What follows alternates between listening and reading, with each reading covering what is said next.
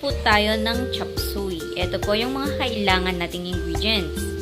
Ang ating broccoli, beans, cauliflower, carrots, sayote, cabbage, bawang, sibuyas, bell pepper, salt and pepper, at ang ating oyster sauce. Po natin yung ating sibuyas at bawang.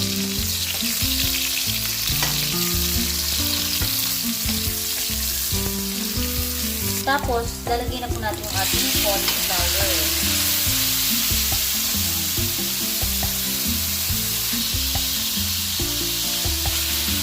Tapos, carrots.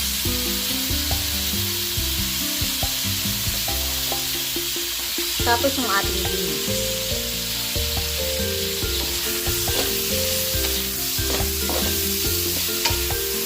Okay. Tapos, lagyan na po natin ng 1 cup of water. Yan.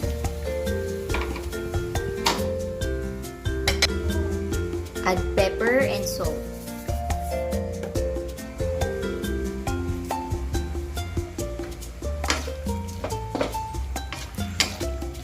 Lagay na natin yung ating sayote. Ayan, galuin lang natin. Ayan. Tapos, lagay na natin yung ating broccoli.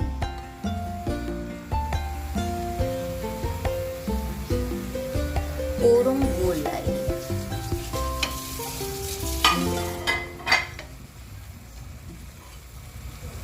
And ang ating bell pepper.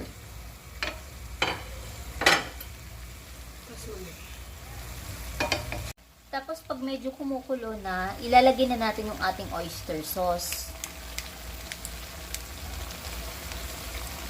Ayan. Pag kumulo na, ilagay na natin yung ating cabbage.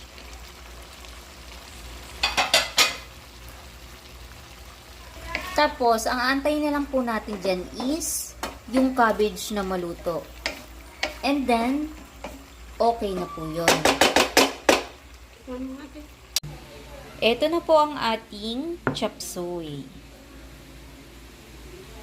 Kain na!